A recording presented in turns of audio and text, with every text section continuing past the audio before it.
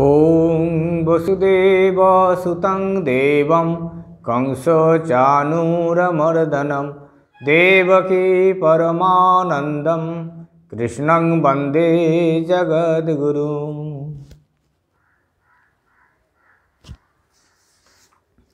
श्रीमद् भगवद गीता चतुर्थ अध्याय 32 नम्बर श्लोक থেকে আমরা এই অধ্যায়ের শেষ কয়েকটি শ্লোক এখন আবৃত্তি করব।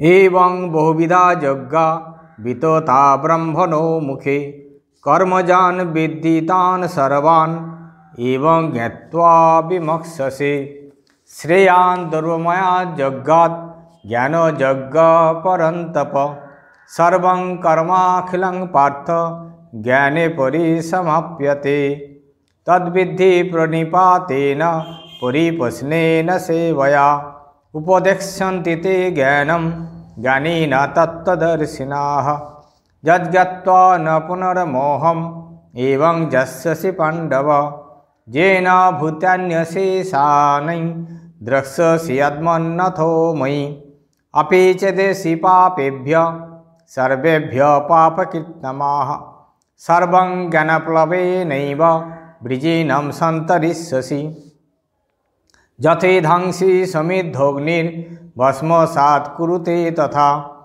ज्ञानाग्निः सर्वकर्माणि भस्मसात् कुरुते तथा न हि ज्ञानेन सदृशं पवित्रमिह विद्यते तत्स्वयं योगसंसिद्ध कालेनात्मनि विन्दति श्रद्धावान् लभते ज्ञानं तत्परसंयतेन्द्रियः ज्ञानं लब्ध्वा परं शान्तिम् अचिरेणाधिगच्छति अज्ञश्च अश्रद्धानश्च संशयात्मा विनश्यति नायं लोकोऽस्ति न परो न सुखं संशयात्मनः योगसंन्यस्तकर्माणं ज्ञानसंच्छिन्नसंशयम् आत्मवन्तं न कर्माणि निवर्धन्ति धनञ्जय तस्मात् अज्ञानसंभूतं हृत्स्थं ज्ञानासीनात्मनः चित्तैनं संशयं योगम् उत्तिष्ठ उत्तिष्ठ भारत इति श्रीमहाभारते शतसहस्रं संहितायां वैयासिक्यां भीष्मपर्वणि श्रीमद्भगवद्गीतासु उपनिषत्सु ब्रह्मविद्यायां योगशास्त्रे श्रीकृष्णार्जुन संवादे ज्ञानयोगो नाम चतुर्थोऽध्यायः।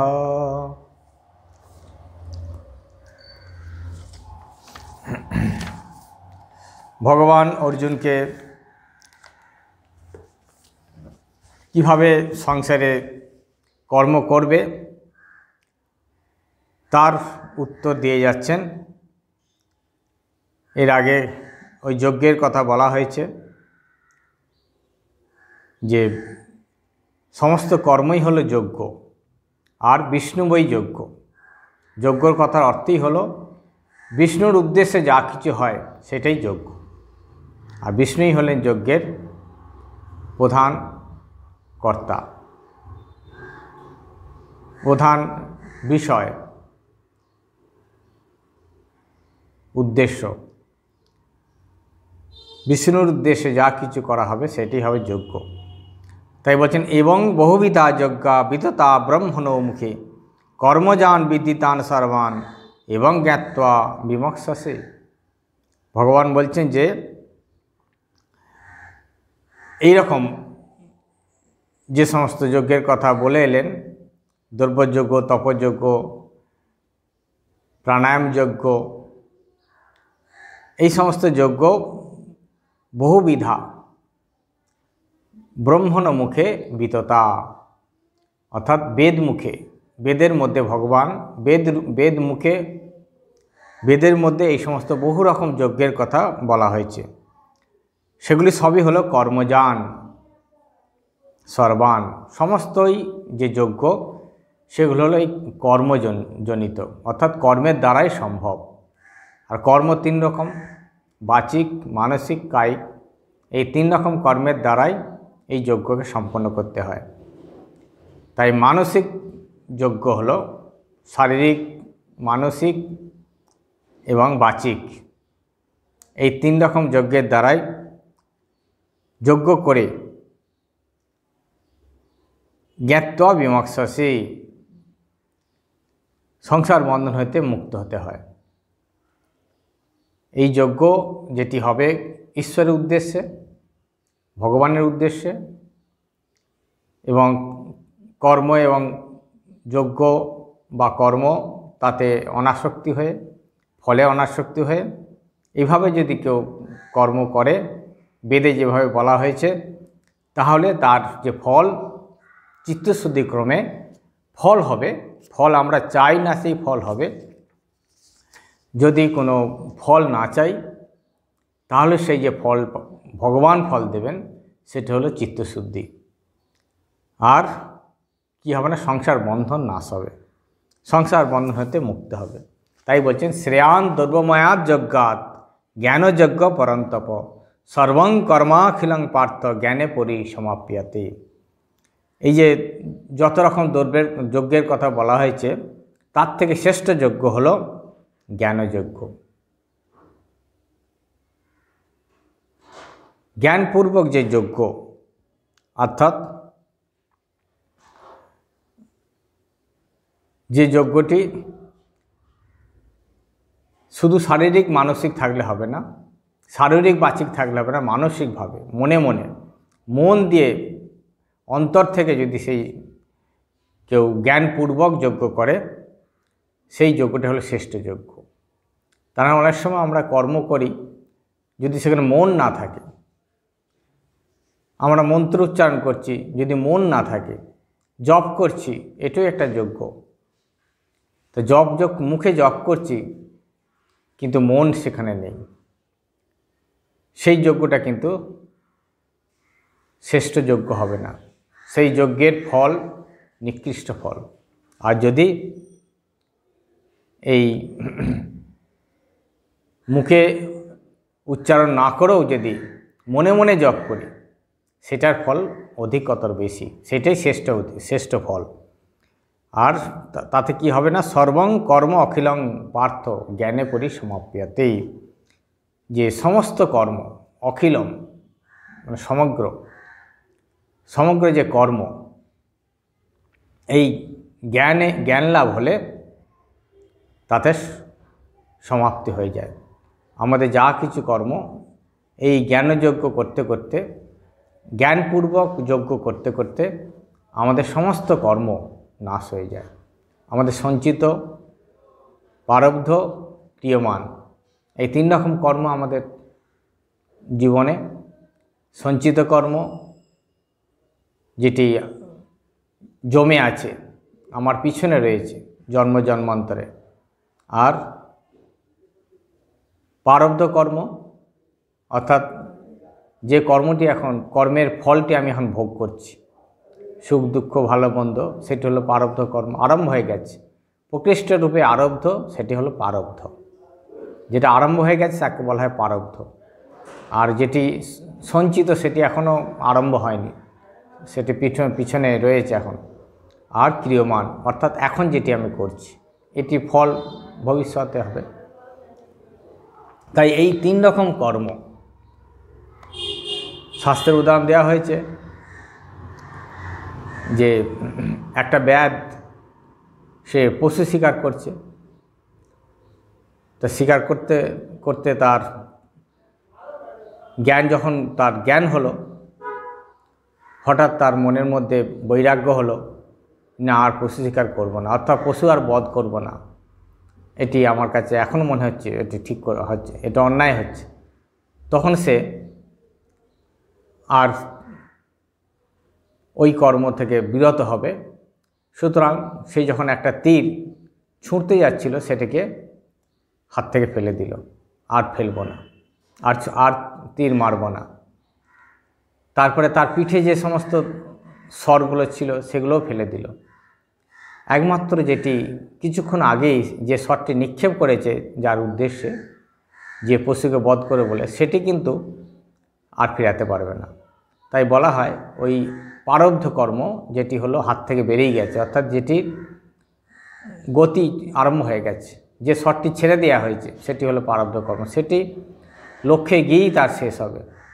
আমরা সেই জন্য দুটি কর্মকে ফেলে দিতে পারি। সঞ্চিত ওই যে পিঠে যে তীরধনুকগুলো ছিল, যে স্বরগুলো ছিল, সেগুলো সে ফেলে দিতে পারে। আর যেটা স্বর হাতে ছিল, অর্থাৎ যেটা পরে মুহূর্তে আবার নিক্ষেপ করবে, সেটাকেও ফেলতে পারে। অর্থাৎ আমাদের যে ক্রিয়মান, আমরা এখন যখনই বুঝলাম যে আমার আজ এখন থেকে আমাকে ভালো হতে হবে, সৎ হতে হবে, ভগবানের বিশ্বাস ভক্তি করতে হবে, অন্যায় কর্ম করব না, মিথ্যা বলবো না, এইটি হলো আমার হাতের স্বর।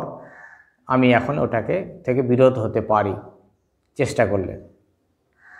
আর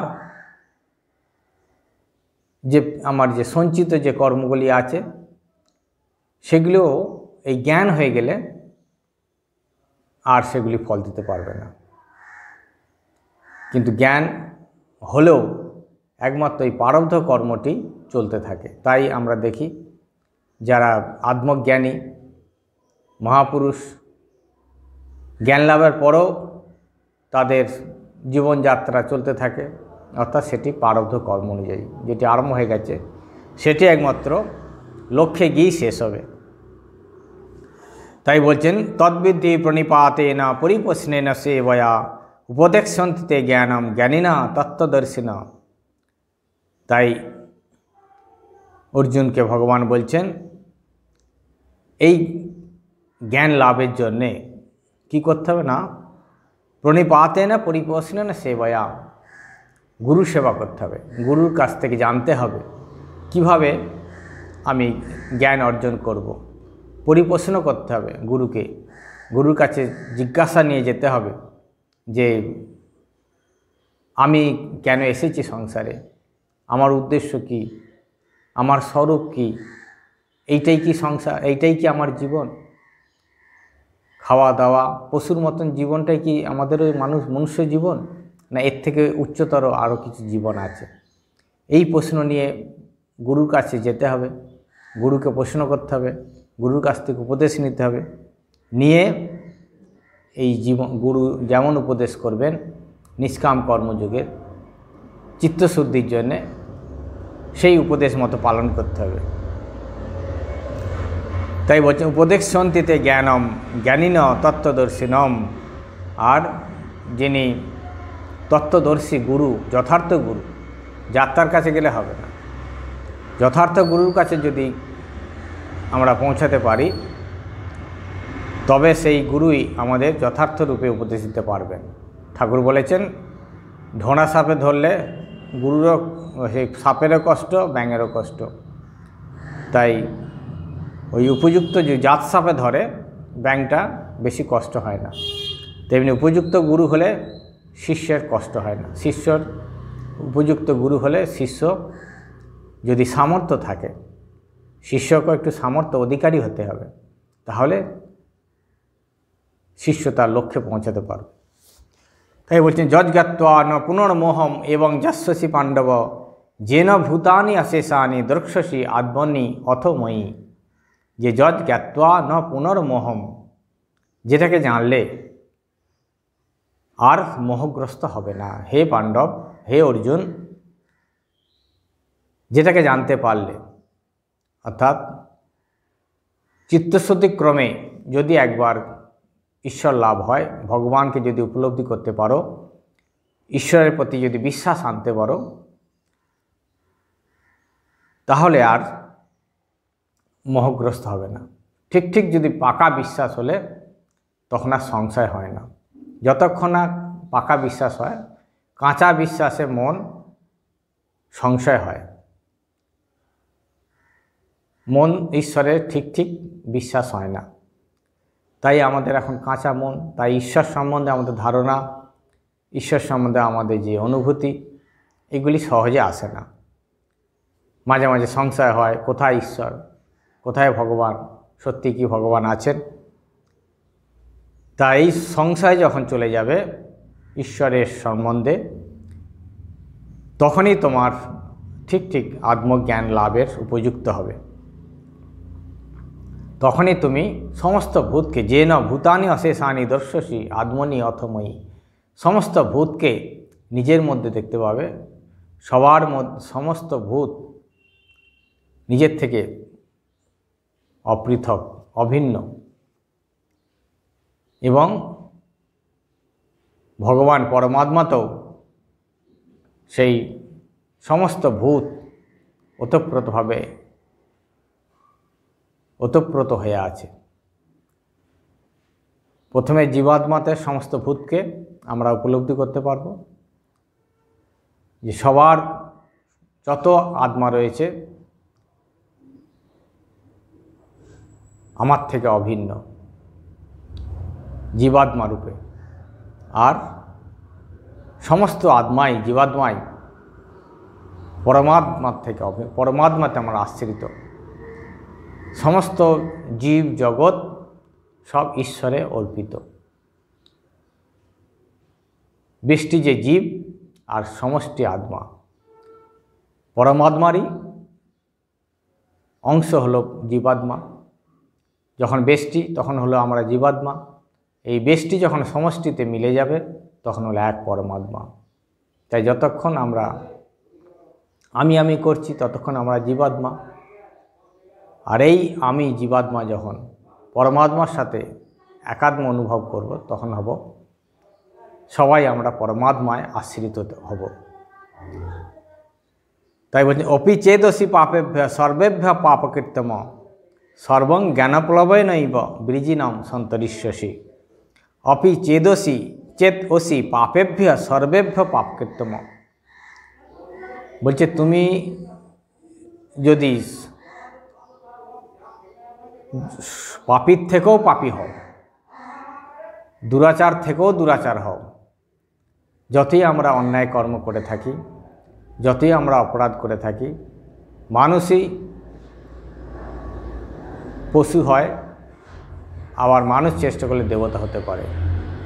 মানুষই চুরি করে, আবার মানুষই সাধু হয়। তাই আমরা আমাদের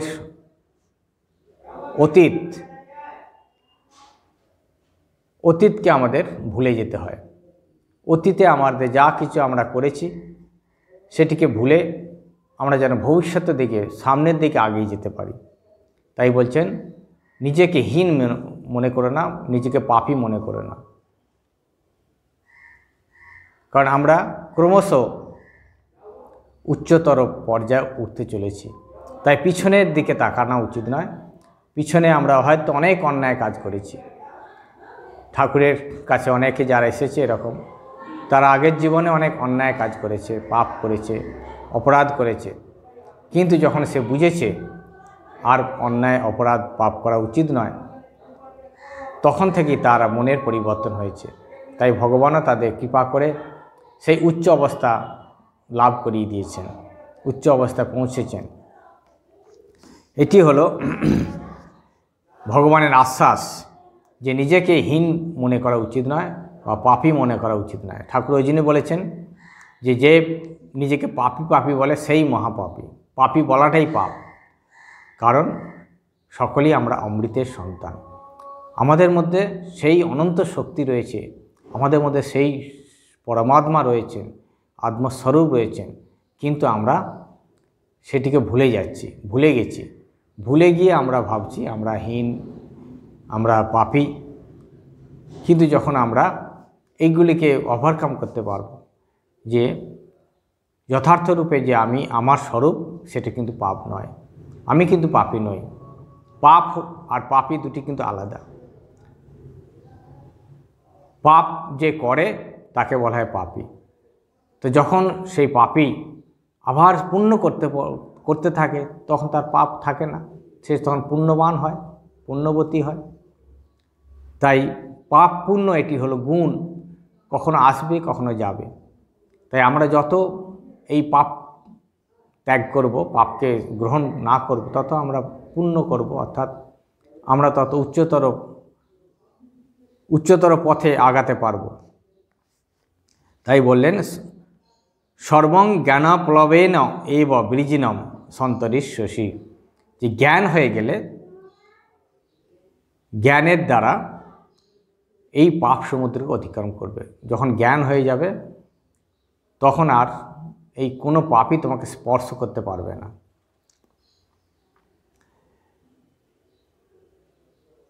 তাই বলছেন যথই ধাংসি সমিদ্ধগ্নির ভস্মসাৎ কুরুতে অর্জুন, জ্ঞানাগ্নি সর্বকর্মাণি ভস্মসাৎ কুরুতে তথা।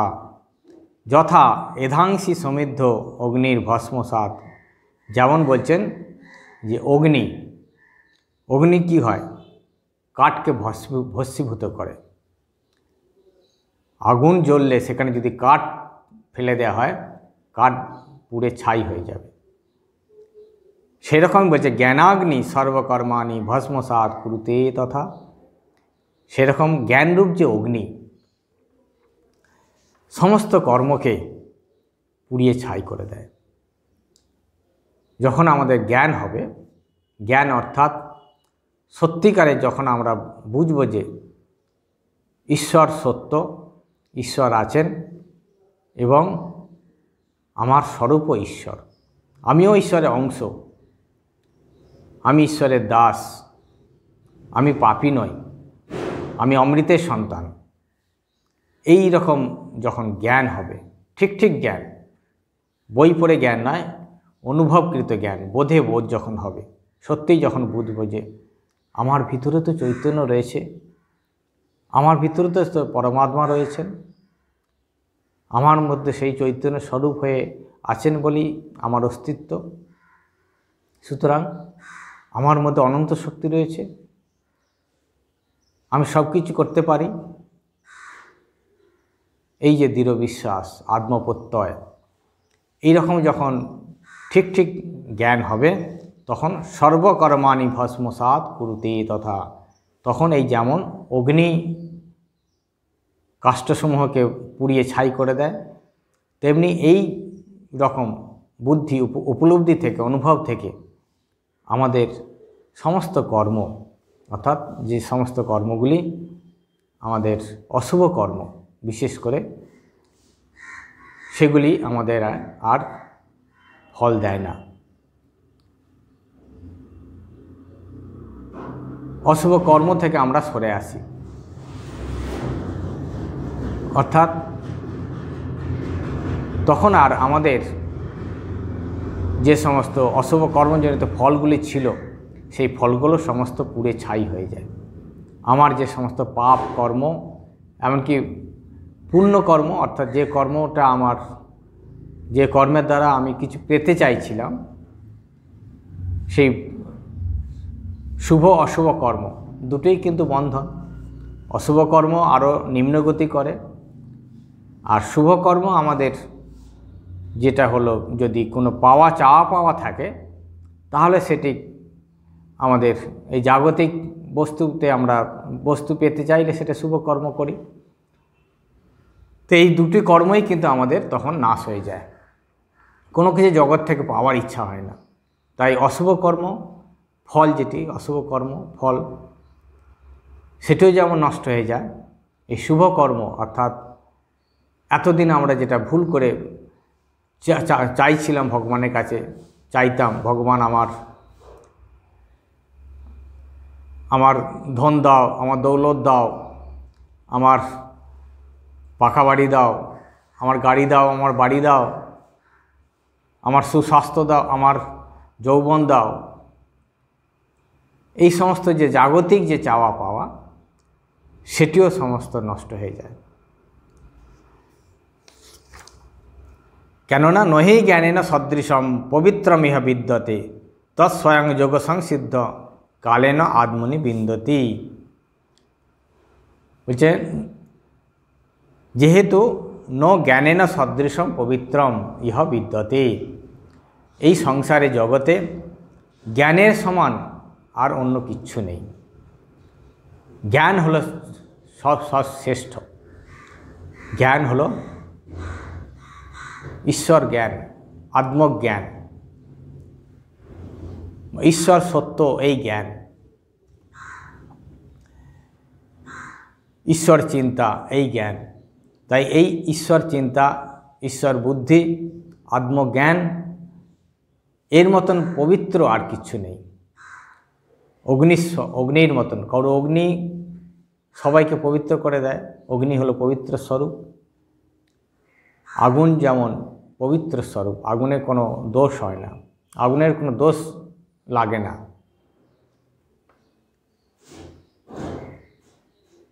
আগুনের কাছে সমস্ত দোষ সেখানে পুড়ে ছাই হয়ে যায়। তাই বলছেন তেমনি এই জ্ঞান হলো সবথেকে পবিত্র স্বরূপ, যে জ্ঞানের দ্বারা আমাদের সমস্ত এই অশুভ যা কিছু আছে সেগুলি নষ্ট হয়ে যায়। অর্থাৎ ঈশ্বর চিন্তার দ্বারা, ঈশ্বরের নাম গুণগান দ্বারা আমাদের যা কিছু আমাদের মধ্যে অশুভ আছে, অপবিত্রতা আছে, মলিনতা আছে, কলুষতা আছে, সেগুলি কিন্তু সব পুড়ে ছাই হয়ে যায়, সেগুলি নষ্ট হয়ে যায়। তাই এই জ্ঞানের দ্বারা, অর্থাৎ ঈশ্বর চিন্তার দ্বারা, ঈশ্বর নামের দ্বারা আমাদের এই মলিনতা নষ্ট হয়ে যায়। কারণ তিনি হলেন স্বয়ং যোগসিদ্ধ।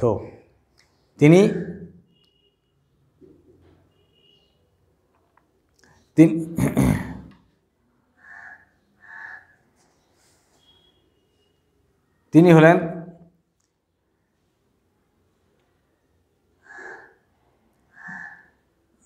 তৎস্বয়ং যোগ সংসিদ্ধ। যোগে তখন সিদ্ধ হতে পারে, এই আত্মজ্ঞানের দ্বারা যোগেতে সিদ্ধ হতে পারে। সেটির জন্যে সময়ের কালেন আত্মনি বিন্দতি, এটির জন্য একটু সময়ের প্রয়োজন হয়।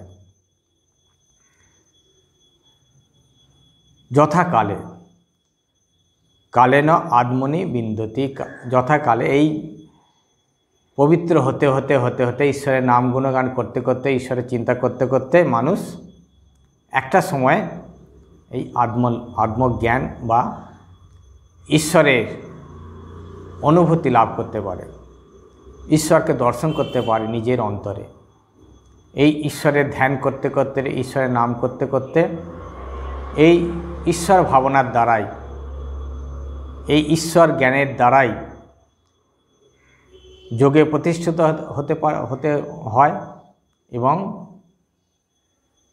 আত্মবস্তুকে লাভ করে, আত্মজ্ঞান হয়। তবে ভগবান এখানে বললেন যে দীক্ষা নেওয়ার পরেই যদি ভাবি যে আমি ভগবানকে লাভ করব বা ভগবানের অনুভূতি লাভ করব বা ভগবানকে হৃদয়ে দেখতে পাবো, সেটি সব সময় সম্ভব নয়। সেটির জন্য সময়ের অপেক্ষা, তার জন্য সময় লাগে, সময় দিতে হয়। কালেন আত্মনি বিন্দতি, কালের একটা দরকার হয়। প্রথম গুরু কৃপা, ঈশ্বর কৃপা, মনের কৃপা, তারপর হলো সময়ের কৃপা। সময়েরও দরকার হয়। আপনি হাঁড়িতে জল ফুটছে, চাল দিলেন, সঙ্গে সঙ্গে ভাত হয়ে যাবে, এটি সম্ভব না। তার জন্য একটু সময় দিতে হয়। সবগুলি প্রয়োজন আছে, আগুনের দরকার, জলের দরকার, চালের দরকার, তারপরে আপনাকে একটু সময় দিতে হবে। চালটা দিয়েই বলবেন আমাকে ভাত চাই, তো সেটি তো সম্ভব নয়। তাই আমাদেরও সাধারণ জীবনে ভগবান বলছেন একটু সময়ের দরকার। আপনি গুরু নির্দিষ্ট পথে চলতে চলতে ঠিক সময়, যদি ঠিকভাবে চলতে পারেন, আমরা যদি চলতে পারি, সময়ে সেটি আমরা ফল পাব।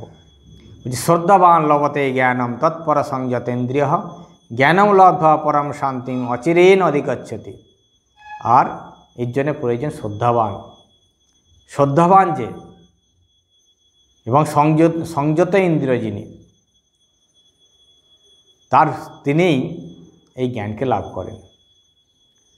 প্রথমে শ্রদ্ধাবান হতে হবে, আত্মবান হতে হবে, আত্মপ্রত্যয় থাকতে হবে, আর সংযত ইন্দ্রিয় হতে হবে।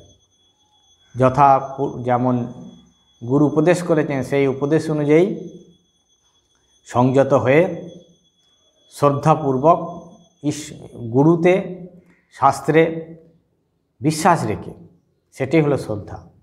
গুরু আর শাস্ত্র বাক্যে বিশ্বাসী হলো শ্রদ্ধা। গুরুর কথায় এবং শাস্ত্রে মহাপুরুষদের কথা বিশ্বাস করে তাতে যদি কেউ সংযত হয়ে সাধন করতে থাকে তাহলে সে জ্ঞান লাভ অর্থাৎ ঈশ্বর অনুভূতি হয়। আর জ্ঞানম লব্ধা পরম শান্তিম অচিরেণ অধিগচ্ছতি। আর জ্ঞান লাভ হলে কি হয়? পরম শান্তি অনুভব হয়। ভগবানের নাম করলে শান্তি পাওয়া যায়। যদি ঠিক কেউ ভগবানের নাম করতে পারে পরম শান্তি লাভ হয়। কারণ ভগবান হলেন আনন্দস্বরূপ, শান্তির স্বরূপ। তাই ভগবানের যে ঠিক নাম হয় সেখানে দুঃখ থাকবে না, আনন্দ থাকবে। আর অজ্ঞশ্চ অশ্রদ্ধানশ্চ সংশয় আত্মা বিনশ্যতি নয়ম লোকস্তি ন পর ন সুখম সংশয় আত্মনঃ। আর বলছেন যিনি অশ্রদ্ধা আর যার শ্রদ্ধা নেই, যিনি অজ্ঞান, যিনি সংশয় আত্মা অর্থাৎ যার সবসময় সংশয়, গুরুবাক্যে শাস্ত্রে এই সংশয় রয়েছে, যার ভগবান কোথায় ভগবান, আর গুরু এই যে বলে দিল ভগবানের নাম করো, তাতে কি লাভ হবে? নাম করলে কিছু পাওয়া যাবে? এই যে সংশয়, বলছে এই সংশয় আত্মা বিনশ্যতি। এরকম সংশয় করলে সে নাশ হবে, তার কোনোদিনই ভগবত পথে যেতে পারবে না বা ভগবানকে কোনোদিনই পাবে না। না অয়ম লোক অস্তি ন পর ন সুখম সংশয় আত্মা। আর সংশয় ব্যক্তির বলছে এই লোকেও তাদের কোনো সুখ নেই আর পরলোকেও সুখ নেই। আর যদি এরকম সংশয় নিয়ে কেউ থাকে এই জগতেও সুখ নেই, তারা কি ভাবছে যে আমার যদি ঈশ্বরের গুরুবাক্যে শাস্ত্রে বা ঈশ্বরের প্রতি আমাদের ভক্তি শ্রদ্ধা, ঈশ্বরকে না মানি, তাহলে খুব সুখে থাকবো এই জগতে? কোনো দিনই না। কারণ জগতে অনিত্যম অসুখম লোকম ইমং প্রাপ্য ভজস্ব মাম। ভগবান বলেছেন যে এটা হলো অনিত্য অসুখ, এটা অনিত্য লোক, এখানে সুখ নেই, অসুখ। আপাতত মনে হচ্ছে সুখ, কিন্তু তার থেকে দুঃখ অনেক বেশি। তাই বলছে যোগ সংন্যস্ত কর্মাণম জ্ঞান সংচ্ছিন্ন সংশয়ম আত্মবন্তম ন কর্মাণি নিবন্ধন্তি ধনঞ্জয়। যে যোগ সংন্যস্ত কর্মাণম, যিনি যোগ প্রধান, যোগেশ্বর যিনি, তাকে সমস্ত কর্ম অর্পণ করে, সমস্ত কর্মের ফল এবং কর্ম ভগবানেতে অর্পণ করে আত্মবান হয়ে, অর্থাৎ ঈশ্বরের সাথে যুক্ত হয়ে, ঈশ্বরের শরণাপন্ন হয়ে, ঈশ্বরে আশ্রয় করে তুমি কর্ম করো, তাহলে ন কর্মাণি নিবন্ধন্তি। হে ধনঞ্জয়, এরকমভাবে যদি কর্ম করো ঈশ্বরকে আশ্রয় করে এবং ঈশ্বরেতেই সমস্ত কর্ম এবং তার ফলকে সমর্পণ করে যদি কর্ম করতে পারো, তাহলে কোনো কর্মই তোমাকে বন্ধন করতে পারবে না, আর তুমি কর্মবন্ধন থেকে মুক্তি পাবে। তস্মাৎ অজ্ঞান সংভূতম হৃষ্টম জ্ঞানাসীনাত্মনঃ চিত্তৈনং সংশয়ম যোগম উত্তিষ্ঠ ভারত। অতএব হে অর্জুন, তোমার হৃদয়ে যে সংশয় উপস্থিত হয়েছে, এই সংশয়কে জ্ঞানপূর্বক অসি দ্বারা, তোমার হৃদয়ে যে অজ্ঞানের যে সংশয় রয়েছে, এই অজ্ঞানরূপ সংশয়কে জ্ঞানরূপ অসি দিয়ে তাকে ছেদন করো, নাশ করে দাও। এই জ্ঞান কিনা? ঈশ্বর জ্ঞান। ভগবান যা বলছেন, গুরু যা বলছেন, শাস্ত্র যা বলছেন, তাতে দৃঢ় প্রত্যয় নিয়ে সেই জ্ঞানকে অবলম্বন করে, তাতে কোনো রকম সংশয় না এনে, এই রকম জ্ঞানের দ্বারা তোমার হৃদয়ে যে সংশয় হচ্ছে বারবার, তাকে নাশ করো। অর্থাৎ যত ঈশ্বরের দিকে আগাবে, ঈশ্বরের প্রতি অগাধ বিশ্বাস নাও, ঈশ্বরকে মন প্রাণ দিয়ে তাতে তোমার মনকে নিয়োগ করো, তাতে বিশ্বাস রাখো। অর্থাৎ ঈশ্বর সত্য এই বুদ্ধিকে আশ্রয় করে, গুরুবাক্যে এবং শাস্ত্রের বিশ্বাস করে সংশয়কে ছেদন করো।